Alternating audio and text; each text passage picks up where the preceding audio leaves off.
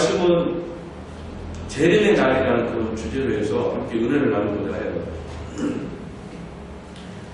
지난 시간에 마태복음 23장에서부터 25장까지에 걸쳐서는 종말적 심판이라는 그런 내용으로 구성이 되어 있다고 말씀을 드렸어요. 그래서 마태복음 23장은 외식하는 자에 대한 경고의 말씀, 그리고 마태복음 24장, 지금 우리가 말씀 듣고 있는 24장은 종말에 관한 예언에 관한 말씀으로 기록이 되어져 있다라고 말씀을 드렸습니다. 24장에 대한 전체적인 내용은 성전 무너질 것을 예언을 했고, 그리고 환란이 오기 전에 그 징조에 대해서 말씀을 드렸어요. 환란이 오기 전, 환란은 엄청난 큰 환란이 오는데, 이 환란이 오기 전에 그 징조는 총 6가지라고 말씀을 드렸죠.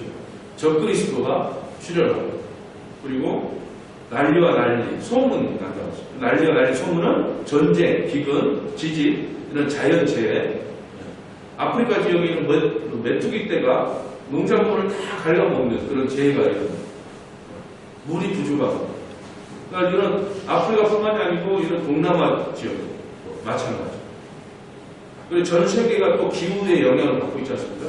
이런 모든 것들이 난리와 난리, 소문에 속한다고 볼 수가 있고, 또 그리고 순교자가 많이 나타난다고 하죠.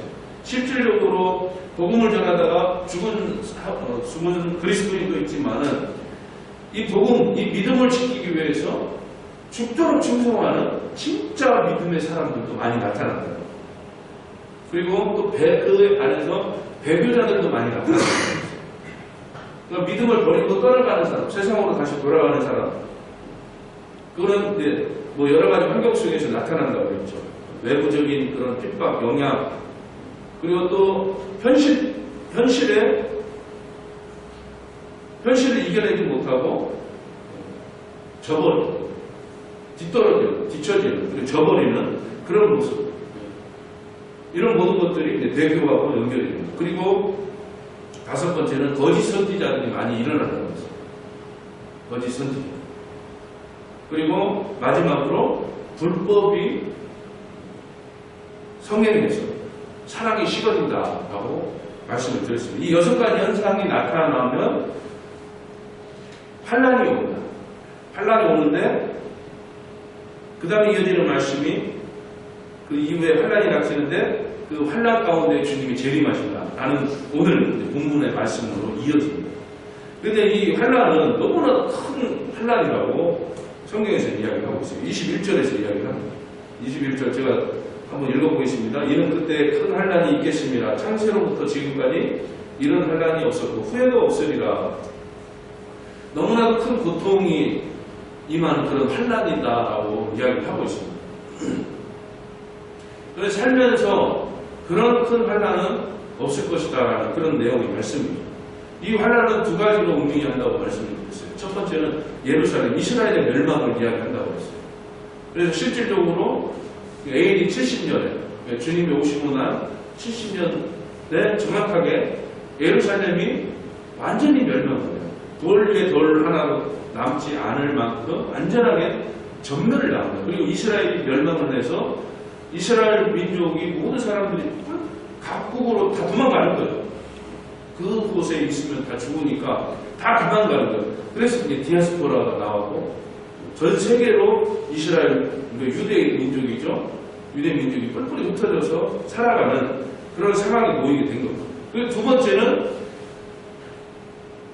가장 큰 환란, 이제 종말의 날을 이야기합니다. 우주적인 종말을 이야기합니다. 즉 주님이 오시는 그날을 이야기하는 거죠. 이 큰 환란 날에, 그리고 환란이 끝날 때, 그때 주님이 오신다는 것입니다. 그런데 이 환란 때, 그리고 환란이 끝날 때 천재지변이 일어나는 거죠. 그래서 환란 중간에 오는 것인데, 왜 환란 중간에 오느냐? 이 환란이 너무나도 크기 때문에 아무리 믿음 좋은 사람도 견딜 수 없는 거예요. 이 육신의 고통이 너무나 크기 때문에. 그래서 육신의 고통, 정신적인 고통, 심적 고통이 너무나 크기 때문에 그날을 감해 주신다라고 말씀을 하고 있어요. 그래서 환란이 닥쳐오고 환란이 끝나는 거예요. 그런데 그게 멈추는 그날이에요. 그 멈추는 그날이 재림의 날이다라고 이야기할 수가 있습니다. 그 환란 때에 천재지변이 일어난다. 29절에서 말씀을 해요. 그날 환란 후에 즉시 해가 어두워지고 달에 빛을 내지 아니하며 별들이 하늘에서 떨어지며 하늘의 권능들이 흔들리리라. 이 말씀에는 세 가지 관점으로 바라보고, 첫 번째는 그냥 문자 그대로 바라봐요.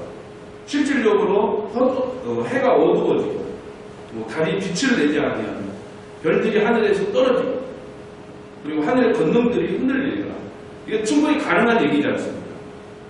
실질적으로 부분적이지만 현재도 나타나고 있는 내용들이잖아요. 해가 어두워지고 달이 빛을 내지 않냐고 하늘의 별의 유성이 떨어지고 이런 모습들을 우리가 볼 수 있지 않습니까?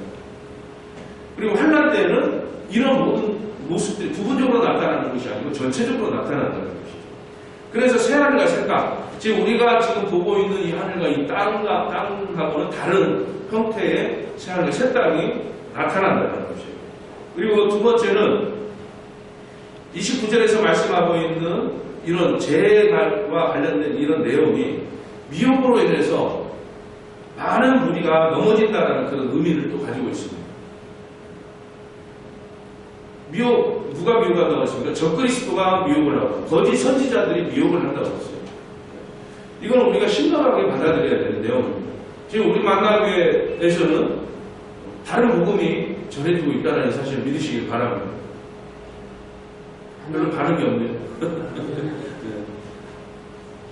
전에도 말씀드렸지만 저는 이 말씀을 전할 때 제 목숨을 걸고 전하는 거예요. 하나님 앞에서 부끄러움이 없어야 되는 거죠. 또 복음이 잘못 전해짐으로써 책망을 받을 수는 없지 않습니까? 그래서 제가 목숨을 걸고 복음을 전하는 거라고 말씀을 드렸어요. 여기뿐만이 아니고 다른 곳에서 가서도 복음을 전할 때, 그리고 내 자신을 드러내는 것이 아니고 하나님의 영광, 하나님을 높이는 그런 복음을 전해야 된다는 것이 명확하게 머릿속에 마음속에 딱 각인이 되어 있기 때문에 그래서 복음 진리를 벗어나지 않고 바른 복음을 전하고 있다, 여러분들에게 자신 있게 말씀을 드리는 거죠. 그래서 우리나라만 보았을 때 이단, 사이비 집단이 100개 가까이가 돼요. 약 96개 그 정도 집단이 있습니다. 우리가 모두가 쉽게 알 수 있는 신천지라든가 그리고 어머니 하나님, 하나님 교회라든가 통일교라든가 여호와 증인이라든가 여러 가지 있죠. 이런 우리가 뉴스를 통해서 그리고 많은 이야기를 통해서 쉽게 알 수 있는 그런 이단 사이비 집단들도 많이 있지만은 아직까지 드러나지 않는 우리가 모르는 그런 이단 단체들 그리고 이단 사상을 가지고 있는 그런 것들이 굉장히 많다는 것이에요. 우리 생활 속에서 그 이단 사이비들과 함께 지금 살아가고 있다고 볼 수가 있는 거죠. 누가 신천지 교인인지 알 수가 없잖아요. 옛날에는 많이 감췄는데 요즘에는 많이 드러내놓고 오히려 그렇게 활동을 한다고는 하는데 그래도 대놓고 나는 이단입니다라고 이야기하는 사람이 없어요. 감춘단 말이에요. 감추면서 자신의 신분을 감추면서 그 삶 속에서 은근슬쩍 미혹해 나간다는 거죠. 그런 미혹으로 인해서 많은 사람들이 무너지는 그런 의미를 가지고 있다는 것입니다. 29절 말씀. 환란 속에서 주님을 떠나는 배교자들, 그리고 환란 속에서 교회와 성도를 핍박하는 사람들, 그리고 또 네 가지 밭을 비유로 말씀을 했지 않습니까? 이 미혹으로 많은 무리가 넘어진다는 그런 의미는 또 돌밭과 같은 그런 마음 속에서 그리고 가시덤불로 쌓인 그런 밭과 같은 그런 심령 속에서 스스로가 또 넘어지는 거예요. 이것도 스스로를 시험에 들게 만드는 그런 모습이라는 거죠. 이런 미혹으로 많은 무리가 넘어지는 이 시대에 우리는 사람을 보는 것이 아니고 오직 하나님만 바라봄으로써 우리의 신앙 안에서 넘어지지 않는 굳건하게 단단하게 세워져가는 그런 삶이 되어야 될 줄 믿으시길 예수님의 이름으로 축원합니다. 하나님만을 바라보는 그런 삶이 되어야 될 것이에요. 사람을 보거나 다른 무엇을 보게 된다면 그 속에서 실망만을 느낄 것이고 그 속에서 얻을 수 있는 것은 아무것도 없다는 거죠. 오직 환난의 날에 신실하신 하나님만을 바라볼 수 있어야 될 것입니다. 그 하나님이 우리를 구원으로 이끄시고 그리고 그 환난 속에서 건져주실 수 있고 그리고 환난이 오고 핍박이 오고 고난이 와도 우리가 피할 수 있는 그런 요새가 되시고 산성이 되어주시기 때문에 우리는 하나님만을 바라봐야 될 것입니다. 그리고 29절이 의미하는 세 번째는 환난으로 캄캄해진 이 사회를 의미를 합니다. 불법이 성행한다고 하죠. 불법이 성행하고 그 속에서 사랑이 식어진다고 이야기를 했습니다. 그러니까 환난으로 캄캄해지죠. 우리가 너무나도 삭막한 세상을 살고 있다 보통 이렇게 표현을 많이 하잖아요. 사람과의 관계 속에서 이렇게 가만히 보면 너무 삭막해요. 너무 이기적이에요. 이런 모든 것들이 사랑이 식어지기 때문에 나타나는 현상입니다. 즉 환난 후에 즉시 해가 어두워지고 달이 빛을 내지 아니하며 별들이 하늘에서 떨어지며 하늘의 권능들이 흔들리더라. 이 모든 것들이 우리가 지금 이 시대를 살아가고 있는 이 사회 문화, 경제 모든 상황 속에서 나타나는 불법이 성행하고 사랑이 식어지는 그런 모습으로 이해를 또 하기도 한다는 거죠. 자, 이 세 가지 관점으로 바라보긴 하지만 중요한 것은 어떤 것이 옳다라고 따지기에 앞서서 어찌됐든 엄청난 사건이 일어난다는 것이죠. 환난의 날에 주님이 오시는 그때에 엄청난 사건이 일어난다는 거죠.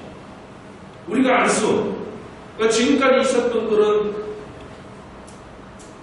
전쟁 역사라든가 천재지변 자연재해 이런 상황 그거보다도 더 큰 엄청난 사건이 일어난다는 것입니다.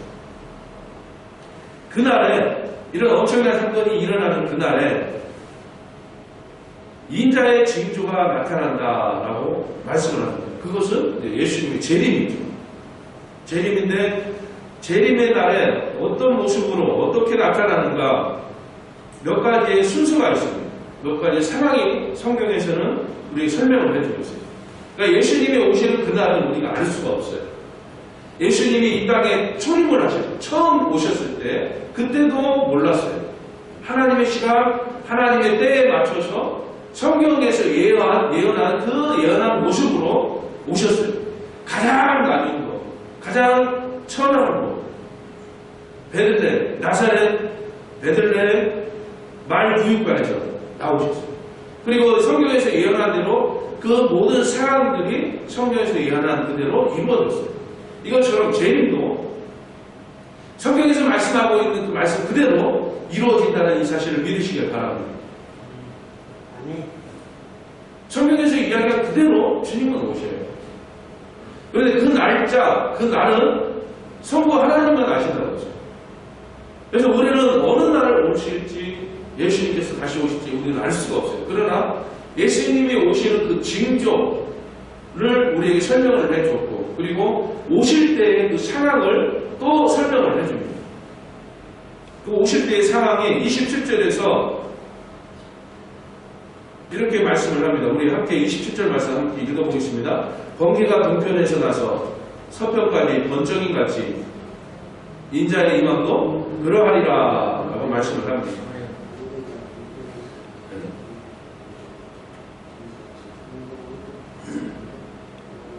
자, 번개가 번쩍이는 것. 이거는 순간이잖아요. 그러니까 주님이 오시는 그날은 순간적으로 갑작스럽게 일어난다는 거죠. 자, 번개가 칠 것입니다. 물론 하늘의 징조를 보고 번개가 칠 것 같다라는 것은 알 수는 있지만 어느 시점에 친다는 것은 모르잖아요. 이것처럼 우리는 주님이 오시는 그 징조는 들여다볼 수 있는 거예요. 여러 가지 징조, 재난, 환난 이미 성경에서 이야기하고 있지 않습니까? 그런데 그 속에서 번개가 번쩍 치는 그 순간은 우리가 알 수 없다는 것이에요. 아, 비가 올 것 같다라는 징조는 알 수 있지만 빗방울이 떨어지는 그 순간은 우리는 알 수 없잖아요. 그렇죠? 내 무릎이 시려요.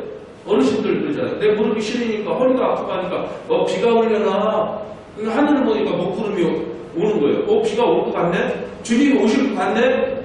알고는 있지만 빗방울이 떨어지는 그 순간, 번개가 치는 그 순간은 알 수 없는 거예요. 이것처럼 번개가 번쩍이듯이 갑작스럽게 주님이 임하신다는 거죠. 그리고 장소가 정해져 있지 않다는 것이죠. 그러니까 번개가 동쪽에서 서쪽으로 번쩍이듯이, 그러니까 동서 전체적으로 나타난다는 것이죠. 그러니까 어떤 특정한 장소가 정해져 있지 않고 또 장소의 제한을 받지 않는다라고 말씀을 합니다. 그러면서 동쪽에서 서로 번쩍이듯이 동쪽에 있는 사람, 서쪽에 있는 사람, 중간에 있는 사람, 모든 사람이 보는 거잖아요. 이것은 누구나 볼 수 있게, 그리고 선명하게, 그리고 단호하게 오신다라고 이해를 해볼 수가 있습니다. 즉 누구나가 볼 수 있게 더 우주적으로 주님께서 재림하신다는 것입니다. 자, 누가복음 21장 35절에서 그렇게 말씀을 해요. 이날은 온 지구상에 거하는 모든 사람에게 임하리라 라고 말씀을 합니다. 모든 사람들이 볼 수 있고 모든 사람들에게 그 주의 영광과 권능이 임한다는 것이에요. 그 부활의 능력이 임한다는 것입니다. 그리고 두 번째는 주님이 오실 때는 올라가신 모습 그대로 오신다라고 말씀을 합니다. 오늘 본문 말씀 30절 하반절 말씀을 보면은 인자가 구름을 타고 능력과 큰 영광으로 오는 것을 보리라 라고 말씀을 해요. 오실 때 모습을 설명을 하고 있어요. 구름을 타고 오신대요. 능력과 큰 영광으로 오신대요. 그럼 올라가실 때의 모습은 어땠는가? 올라가신 모습 그대로 오신다 말씀을 드렸잖아요. 사도행전 1장 9절에서 이렇게 말씀을 해요. 이 말씀을 마치고 그들이 보는데 올려져 가시니 구름이 그를 가리어 보이지 않게 하더라. 11절에 너희 가운데로 올라가신 예수는 하늘로 가심을 본 그대로 오시리라 하였느니라. 하늘로 올라가신 그 모습 그대로 오시는데, 자, 올라가는 모습을 보니까 하늘로 올려져 가는데 구름이 그를 가리어 보이지 않았다라고 말씀합니다. 그러니까 오실 때의 모습은 30절, 오늘 본문 말씀 30절 하반절에서 구름을 타고 오신다라고 말씀했죠. 그러니까 구름에 가려져서 보이지 않잖아요. 그러니까 그 모습이 구름을 타고 오시는 모습으로 표현을 하고 있는 거예요. 그래서 정확하게는 구름 가운데에서 나타나신다라고 우리가 이해를 해볼 수가 있는 거죠. 그리고 세 번째 재림은 능력과 큰 영광으로 오신다라고 말씀을 하고 있어요. 30절 하반절에서 말씀을 드렸죠. 구름을 타고 능력과 큰 영광으로 오는 것을 보리라. 그리고 31절에서는 그가 큰 나팔 소리와 함께 천사들을 보내리니. 그러니까 재림을 하실 때 주님의 크고 놀라우신 그 능력과 영광 가운데서 오시는데 큰 나팔 소리와 함께 천사들과 함께 오신다라고 우리가 이해를 할 수가 있습니다. 이 말씀은 또 데살로니가전서 4장 16절에서 말씀을 해요. 우리 함께 읽어보겠습니다. 주께서 호령과 천사장의 소리와 하나님의 나팔 소리로 진이 하늘로부터 강림하시리니. 그러니까 모든 사람들이 볼 수 있는 모습으로 오시고, 그리고 순간적으로, 그리고 오시고, 그리고 올라가실 때 모습 그대로 구름 가운데에서 나타나시고, 그리고 그날은 천국잔치. 그래서 조용히 오시지 않고 주님께서 먼저 호령을 하시고,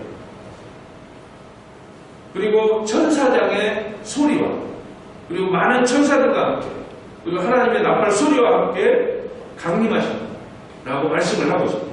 왜 이렇게 분주하게 시끌벅적하게 오시는가? 그날은 천국 잔치의 날이기 때문에 주님이 오시는 그날에 심판이 이루어집니다. 심판 이후에, 백보자 심판 이후에는 우리는 믿는 자들은 그리스도의 신부로서 천국에 입성하고 천국을 소유하는 천국 삶을 살아가게 된다는 것입니다. 그렇기 때문에 이날은 기쁨의 날이고 영광의 날이고 그리고 잔치의 날이다라고 이야기를 할 수가 있는 것입니다. 그리고 네 번째는 재림 때는 죽은 자나 산 자의 부활이 있다라고 말씀을 합니다. 31절, 오늘 본문 말씀 31절 하반절에서 그들이 그의 택하신 자들을 하늘 이 끝에서 저 끝까지 사방에서 모으리라 라고 말씀을 해요. 하늘 이 끝에서 저 끝까지 사방에서 모으리라. 누구를 모으느냐? 믿는 자들과 믿지 않는 자, 그들을 분리를 해서 이제 모으시는데, 여기서 모은다라는 것은 믿는 자들을 이야기하는 거죠. 자, 믿는 자들의 부활이 먼저 있다라고 설명을 하는 것입니다.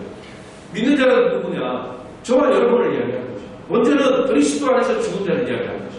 그리스도 안에서 먼저 죽은 자들이 부활을 하고, 그리고 저와 여러분이 지금 주님이 오신다. 그러면 저와 여러분이 지금 이 모습으로 주님 앞에 나아가는 것이 아니고 예수님이 변화산에서 변화된 모습, 그 모습으로, 즉 부활체의 모습, 변화된 모습으로 주님이 모으시는 그 가운데 주님 앞으로 나아가는 것입니다.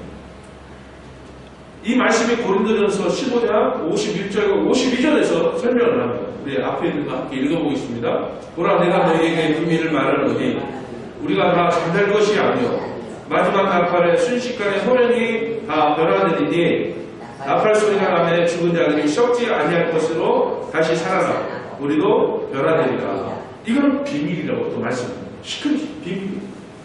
믿는 자들에게는 비밀이 될 수가 없죠. 믿지 않는 자들에게는, 구원을 받을 수 없는 사람들에게는 비밀이 되는 것이죠. 순식간에 호련히 다 변화가 되는데 나팔 소리와 함께 죽은 자들이 먼저 부활합니다. 그리고 살아있는 믿는 자들도 부활체의 모습으로 변화된다라고 말씀을 합니다. 자, 모든 사람들을 불러놓고 모든 사람들을 깨우는 거예요. 믿는 사람들도 예수 그리스도의 재림을 보고 믿지 않는 사람 또한 살아나고 변화가 돼요. 믿지 않는 사람들도 부활합니다. 믿지 않는 사람도 변화합니다. 왜? 심판이 있기 때문에. 심판으로 해서 우리는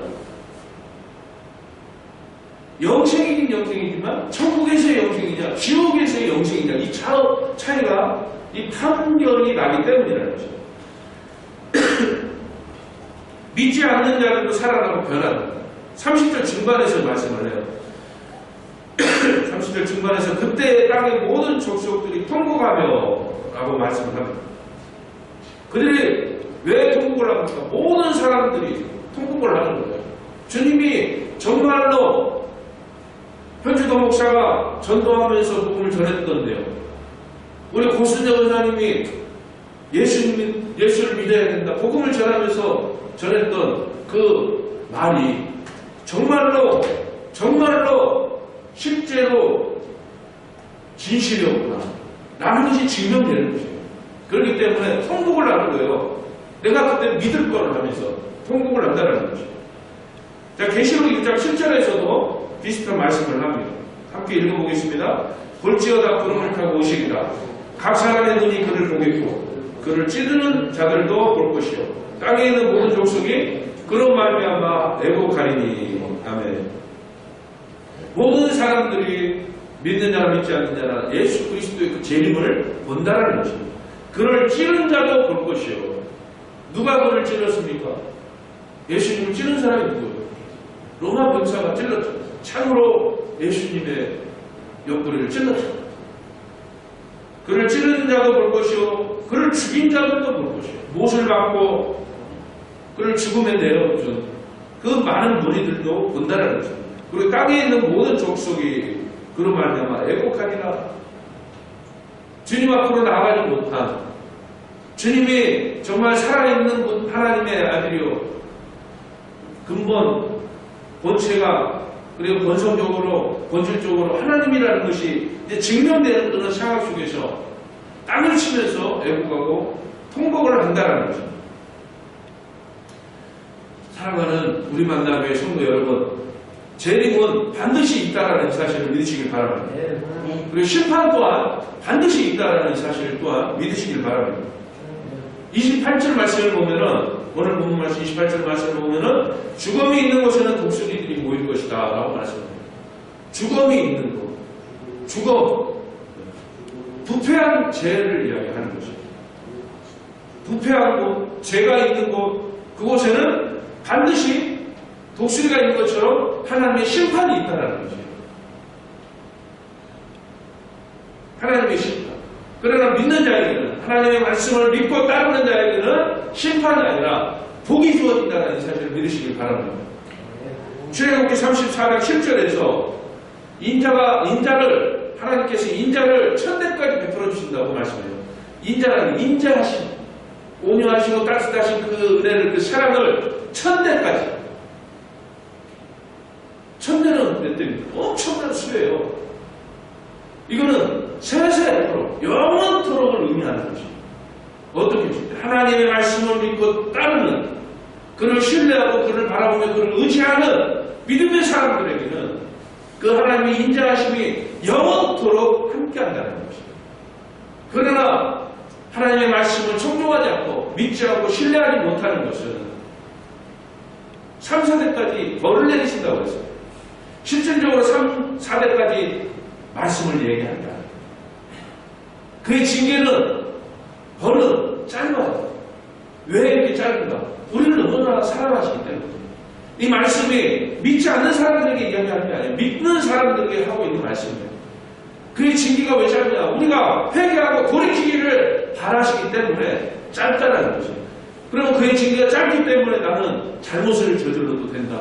이런 어리석은 생각을 결코 해서는 안 됩니다. 그의 징계가 짧더라도 그의 징계는, 그의 매는 너무나도 아파요. 너무나도 아프기 때문에 그의 징계 자체를, 그의 매 자체를 받아서는 안 된다는 거죠. 하나님의 말씀을 믿고 의지하고 신뢰하는 신실한 그런 믿음의 모습 속에서 천대까지 영원토록 하나님의 인자하심이 여러분의 삶 가운데 임하기를 예수님의 이름으로 축원합니다. 하나님은 반드시 약속을 지키십니다. 제가 있는 곳에 심판이 있다라고 말씀하신 이것 또한 약속을 지키십니다. 그리고 천대까지 인자를 베풀겠다라고 말씀하신 그 약속도 하나님은 반드시 지키십니다. 그렇기 때문에 우리는 하나님의 말씀을 신뢰하고 우리는 하나님 앞에서 부끄러움이 없는 그런 완전한 성도의 모습을 나타내야 될 것입니다. 그러기 위해서는 미혹당하는 삶이 되어서는 안 돼요. 미혹당한다는 것은 4절과 11절, 24절에서 이야기하고 있는 거짓 선지자 적그리스도의 미혹을 이야기하는 것입니다. 사단이 우리를 속여요. 그리고 세상이 우리를 속이고 내 스스로가 또 나를 속여나가요. 내 스스로 나를 속이는 건 어떤 거예요? 적당주의죠. 그리고 적당히 타협하는, 그리고 복이 주어질 걸 알면서도 고집을 꺾지 않는 그 완악함, 그 고집스러운 마음, 이것이 나를 속이는 것이고 나를 시험에 들게 만드는 것이죠. 나는 스스로가 미혹에 나가는 것이죠. 그러니까 미혹당하지 않기 위해서는 어떻게 해야 되겠습니까? 말씀과 기도의 삶을 사는 것 외에는 방법이 없어요. 말씀 읽고 묵상하면서 이 안에 진리에 이르는 길, 구원에 이르는 길, 그리고 우리를 교훈하고 책망하고 다른 길로 이끌어가기에 가장 유익한 책이 성경이라고 했어요. 이 성경은 하나님의 감동으로 기록되어 있는 하나님의 말씀이라고 했어요. 우리에게 어떤 말씀을 하고 있는가를 날마다 읽고 묵상하면서 우리의 삶에 적용하면서 살아가는 거예요. 그럴 때 미혹당하지 않는 것이죠. 그리고 기도하는 삶을 살아야 되는 거죠. 기도는 하나님과의 관계 속에서 주어진 것이죠. 기도는 믿음 속에서 이루어진 것이죠. 하나님을 믿고 신뢰하기 때문에 우리는 하나님 앞에 나가 기도하는 것이죠. 그리고 우리에게 또 말씀을 하죠.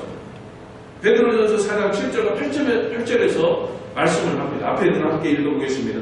만물의 마지막이 가까이 왔으니 그러므로 너희는 정신을 차리고 근신하여 기도하라. 무엇보다도 뜨겁게 서로 사랑할지니 사랑은 거다한 죄를 덮는다. 말씀과 기도이고 그리고 사랑이라는 것입니다. 이 세 가지를 항상 잊지 말고 삶 속에서 날마다 나타낼 수 있어야 될 것입니다. 말씀과 기도를 거룩하게 힘이라고 말씀하셨어요. 이 말씀과 기도의 삶 속에서 우리는 하나님의 영광을 바라볼 수 있어요. 말씀 안에서 기도의 삶을 살아가면 하나님과 24시간 하나님과 소통하며 교통하며 살아가는 그 사람은 실질적으로 하나님의 영광을 눈으로 볼 수 있다는 것이에요. 이런 신비적인 것을 찾아라라는 그런 말씀이 아니에요. 그만큼 살아있는 하나님의 그 역사하심과 일하심과 그 능력들을 삶 속에서 진짜 체험할 수 있다는 거죠. 어떻게 지금 말씀, 기도, 사랑의 삶을 살아가는 거예요. 이런 말씀과 기도의 삶 속에서 주님이 오시는 그 징조의 날을 들여다보고 또 주님이 오실 때 주님 앞으로 나아갈 수 있기를 예수님의 이름으로 축원합니다. 그다음 재림은 누구나 볼 수 있게 온다 말씀하셨어요. 그리고 올라가신 모습 그대로 구름 가운데 나타나시고 그리고 크신 능력과 크신 영광 가운데 임한다라고 말씀하셨어요. 그리고 죽은 자나 산 자나 모두가 다 부활하고 변화된 그런 모습 속에서 주님을 맞이한다라고 말씀을 드렸습니다. 오늘 이 말씀을 잊지 마시고 날마다 말씀을 묵상하고 기도하며 감사하며 또 사랑하며 영광 돌리며 살아갈 수 있기를 예수님의 이름으로 축원합니다. 기도하시겠습니다. 참